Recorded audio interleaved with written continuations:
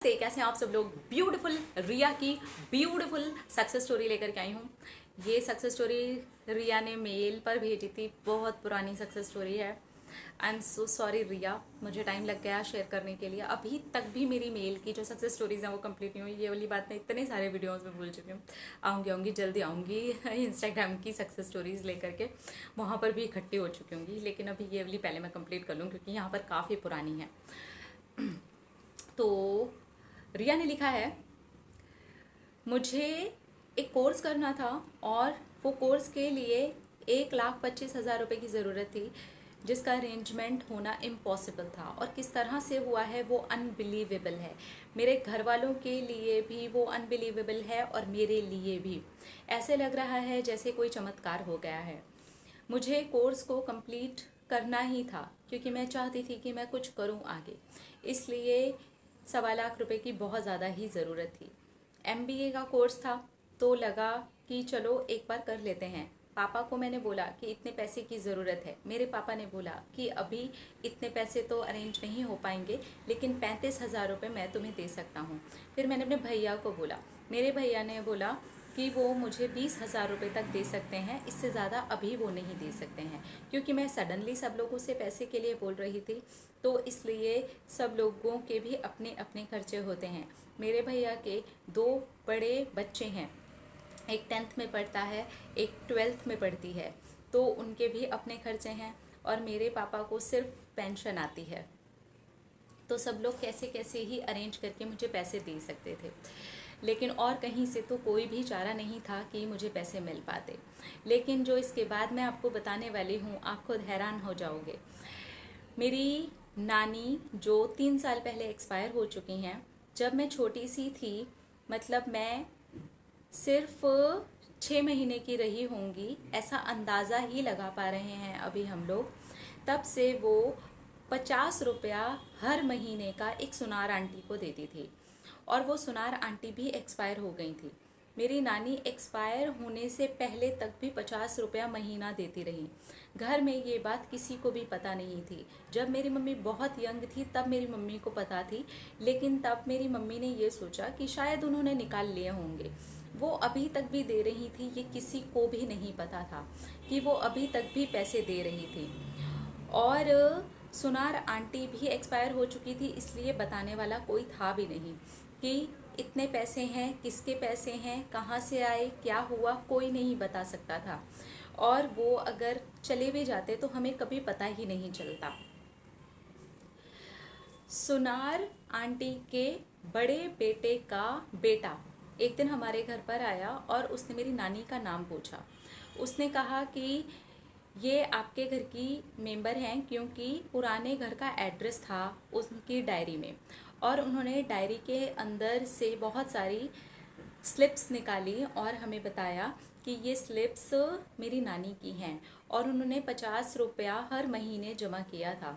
और जमा करते करते अभी करीब 1.25 लाख रुपया ऐसा है जो अंदाजे से उनको लग रहा है स्लिप्स के अकॉर्डिंग।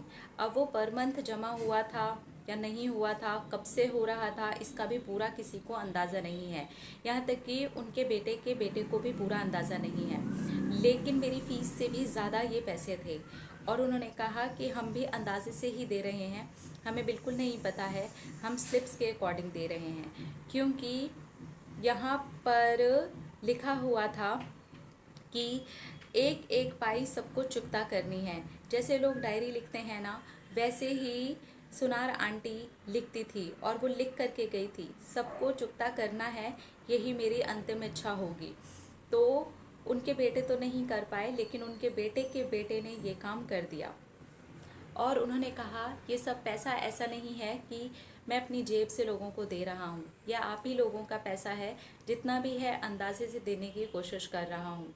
क्योंकि मैं फ़ील कर रहा हूँ जब से ये पैसा या ये डायरी, ये चीज़ें हमें नहीं मिली थी और हमें नहीं पता था, हमारे घर में प्रॉब्लम्स बढ़ती जा रही हैं, बरक़्क़त तक की प्रॉब्लम है, लोगों को बीमारियां हो रही हैं।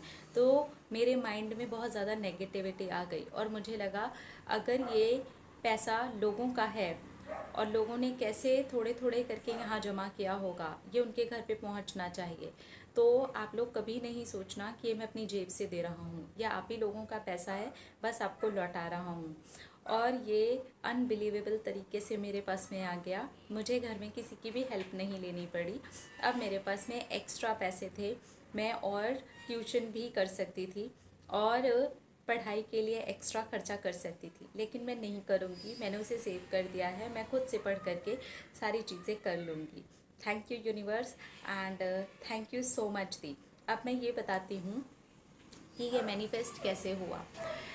जब मुझे पैसे की ज़रूरत थी तभी मैं आपको तो सुनती ही थी, तब मैंने अफर्म करना शुरू किया। जब मैं वहाँ से फ़ीस सुन करके निकली, मैं अफर्म करती थी मुझे पैसे मिल गए हैं, जितने मुझे चाहिए उससे ज़्यादा मिल गए हैं।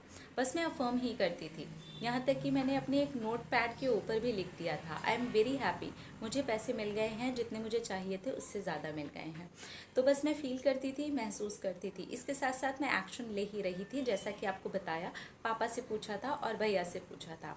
फाइनली मुझे उन दोनों से नहीं लेने पड़े और पैसे मिल गए। पैसे तो मेरे घर के ही हैं और मेरी नानी जमा कर रही थी। मेरी मम्मी का कहना है कि जब से मैं पैदा हुई हूँ तब से मेरी नानी मेरे लिए ही जमा कर रही थी, तो मेरे पैसे मुझे ही मिल गए और अफर्म करने के बाद में वो इजीली घर चल करके आ गए।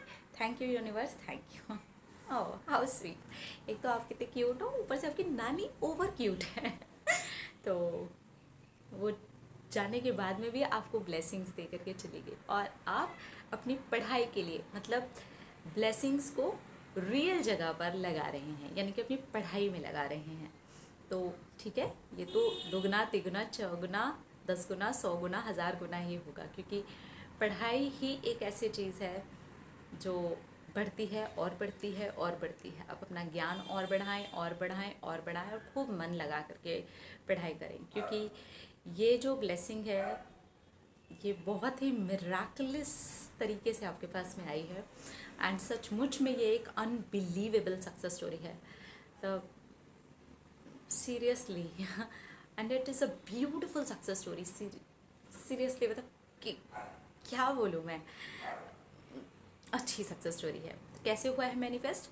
अफर्म करके, अफर्मेशन, फीलिंग, अफर्मेशन, साथ में एक्शंस। तो इन्होंने एक्शंस भी लिए, लेकिन वो एक्शंस जहाँ से लिए इनको नहीं लेना पड़ा, यूनिवर्स ने अपने एक्शंस लिए। ठीक है, तो इसलिए इंस्पायर्ड एक्शंस सबको लेने चाहिए अगर आप मैनिफेस्ट भी कर रहे हैं तो, पॉजिटिव हो करके, हैप्पी हो करके। अपना रखिए ख्याल, अपने आप से कीजिए ढेर सारा प्यार, ताकि अट्रैक्ट करें ढेर सारा प्यार। I love you all, Tata.